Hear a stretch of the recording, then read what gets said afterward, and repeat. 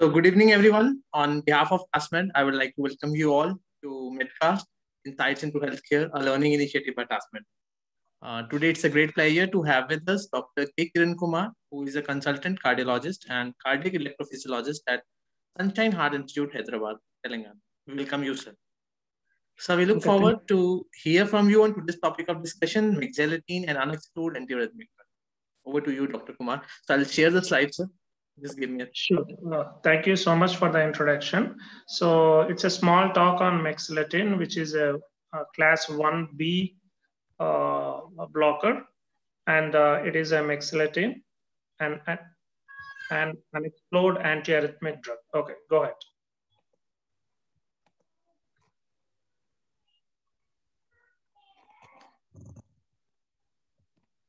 ahead. Screen is visible, sir.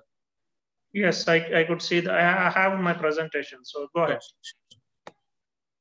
So the prevalence of ventricular arrhythmias global and India, and in United States, the estimated rate of approximately 300,000, that is 3 lakh deaths per year due to VT and VF. And when it comes to India, that is based on Panorama Heart Failure Registry, the incidence of VT or VF was observed to be 4.5% in patients with cardiac arrhythmias or heart failure. So the therapeutic strategies for management of VT. So whenever we see any patients with VT, so what are the tools or what are the things we have to manage the VT? That is, the first line will be antiarrhythmic drugs. Number 2, implantation of the ICD. Number 2, catheter ablation. And number 4, sympathetic denervation. So when it comes to antiarrhythmic drugs, we have about 4 classes of drugs. And it is always first line management for VT or VT storm. The advantages of antiarrhythmic drugs, they are inexpensive and rapid. They are rapidly acting. And another thing is, even if the patient, most of these patients have ICD, so that decreases the frequency of ICD shocks. The disadvantages are, number 1, side effects, and all of them will, most of the drugs will have side effects profile. So for some drugs, we have to monitor QT or LFT, RFT, such kind of things. And number 2, we have to give them lifelong. And when it comes to ICD, most of the times we implant ICDs for primary prevention after VT or VF, as well as for secondary prevention. So the good thing about ICD implantation is there is a mortality benefit. But on the other side, they doesn't prevent the VT. And sometimes, procedure-related complications may increase the mortality. And sometimes during implantation or after the implant, the patients can have infections and we may have to remove it, and also we have to reimplant it. So it adds mortality as well as morbidity, that is procedure related. And the third one is catheter ablation, especially for VT storm or recurrent or idiopathic VTs. So they reduce the VT burden and they decrease the frequency of ICD shocks, and they decrease the need for antiarrhythmic drugs. But the disadvantages are they are invasive, procedure-related complications will be there, and there is a potential need for repeat procedures. I mean, sometimes the VT will be recurrent and we have to redo the procedure. And the fourth one is sympathetic denervation, especially for refractory VTs. They reduce the VT burden and frequency of ICD shocks, but there is a limited evidence. It is invasive, and procedural related complications can be there. So when it comes to antiarrhythmic drugs, the classification is Vaughan Williams classification. There are 4 classes of drugs: class 1, class 2, class 3, class 4. And class 1 is the sodium channel blockers, class 2 is beta blockers, and class 3 is potassium channel blockers, and class 4 are calcium channel blockers. And there are other drugs which doesn't fit into any of these, and they are like others, like adenosine, digoxin, magnesium. So when it comes to VT, most of the times we give class 1 drugs, class 2 and class 3. So mexiletine, when it comes to mexiletine, it is approved in ventricular arrhythmia. So mexiletine is a class 1B antiarrhythmic drug, so which is a sodium channel blocker. Lidocaine, mexiletine, and the toconide, they all have a similar kind of action. And most of the times they are used in post-MI patients with VT. So the mexiletine is approved for VTs. So US FDA, it is approved by US FDA for treatment of ventricular arrhythmias. And in India, it is approved by the DCGI, especially after MI who presents with VT or VT. And according to ACC HRS guidelines, they also recommend mexiletine in treatment of ventricular tachycardia. And 2017 AHA, ACC, HRS, and 2015 ACC. Mexiletine, according to the guidelines, mexiletine is recommended antiarrhythmic agent to prevent or treat ventricular arrhythmias or ventricular fibrillation. So as I told you, the mexiletine is a class 1B antiarrhythmic agent. It is a sodium channel blocker. So it is structurally similar to lidocaine and it is orally active. So lidocaine is IV form and the mexiletine is, you can give it as oral drug. It inhibits inward sodium current and reduces the phase 0. The site of action is Purkinje fibers and it decreases effective refractory period and it increases effective refractory period by action potential duration. It is orally active, class 1B antiarrhythmic drug, which blocks fast sodium channels and opens potassium channels. Thus, it reduces the rate of depolarization of the cardiac action potential.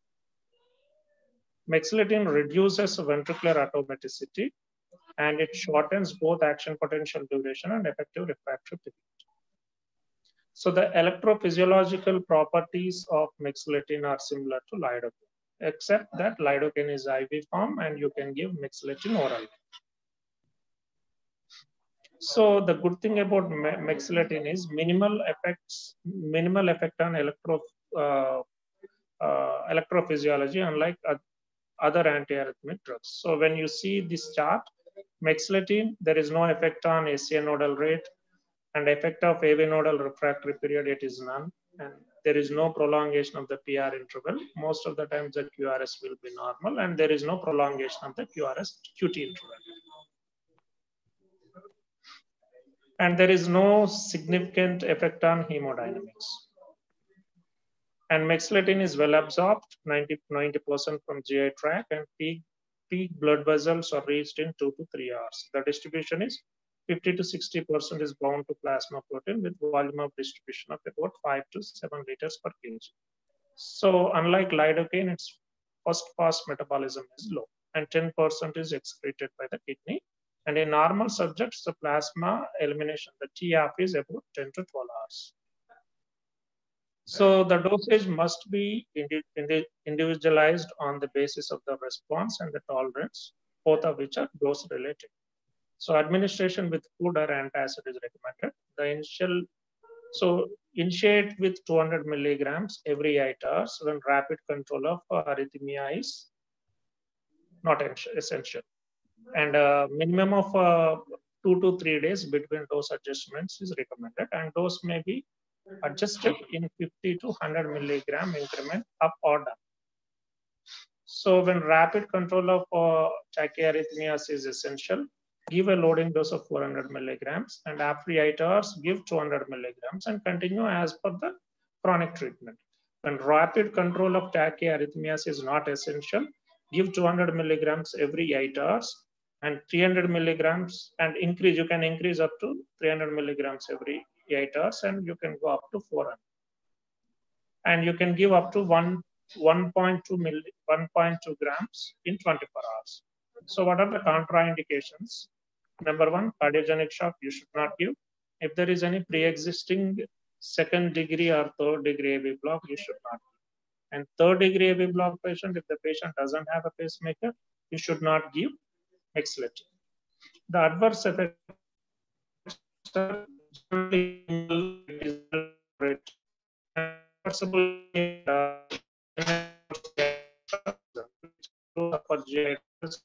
lightheadedness, tremor, and coordination difficulties. So the clinical data of mexiletine in VT management. Mexiletine significantly reduces recurrent VT-BF episodes and electrical storm events, and also isolate.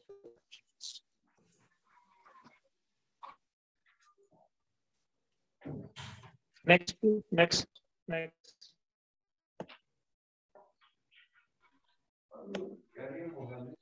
slide.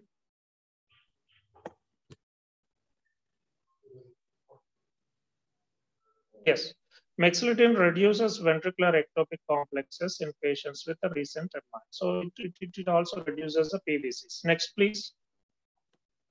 Sure. Next slide. Okay, mexiletine as an adjuvant therapy. So whenever you see any patients with PPRV, you always initiate antiarrhythmic drugs. And whenever you give antiarrhythmic drugs, usually the tachycardia silent will increases and the VT becomes hemodynamically, it is better tolerated, and there will be a better response to the anti-tachycardia basic. And also, antiarrhythmic drug decreases the number of ICD shocks, which will increase the quality of life, and it will increase, the healthcare resources. Next, please.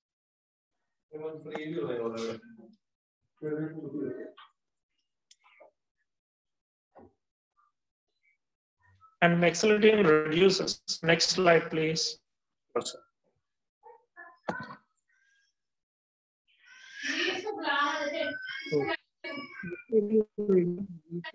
Events and appropriate therapies in patients with ICD. Next, please.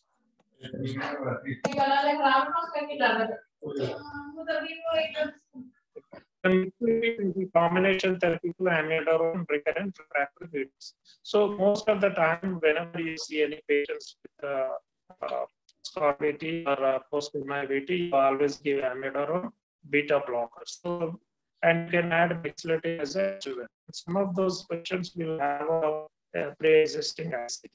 Number 6, please.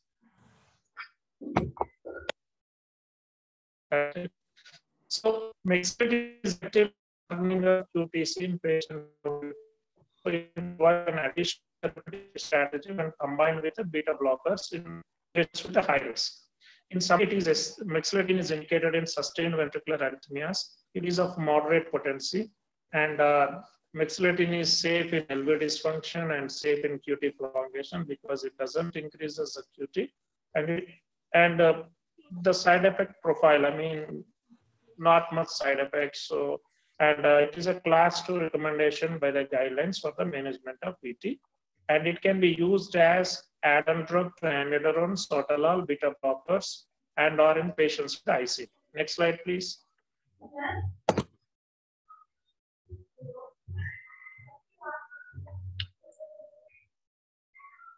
Thank you. Hello. Thank you, sir. Very well elaborated, sir. So I'll request the participants, if they're having any questions, they can put in the Q&A box, or else we can wrap it up. We can thank you so much. I'm so sorry. I am in, I am about to start a procedure, so I'm busy with that. No issues, sir. And thank you so much, sir. Thank you for joining us. And thank you for this valuable session. I feel it will be beneficial for all the participants. Thank you. Thank you so much. Thank you. Thank you. Bye-bye. Thank you. Bye.